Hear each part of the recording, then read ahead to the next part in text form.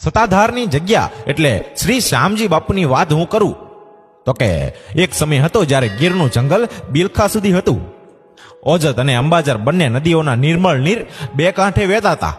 વનરાજાની ગર્જના અને મોરલાના ટહુકા વચ્ચે ઘેરાયેલી કુદરતના ખોળે આવેલું ધામ એટલે કે સતાધારની જગ્યા.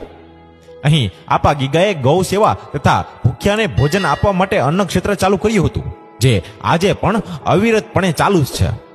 આપે ગીગાનો જન્મ દુનિયાથી દુભાયેલ મહિલા લાખોની કુખે થયો હતો. એકવાર સોરઠમાં ભયંકર દુકાળ પડતા પિતા અલીભાઈ સગર્ભા લાખોને મૂકીને પોતાના ઢોર લઈને દેશાવર ચાલ્યા ગયા હતા. લાખો પોતાના સંબંધીને ત્યાં ચલાળા જવા નીકળ્યા ત્યારે રસ્તામાં શાહપુર ગામે પુત્રનો જન્મ થયો.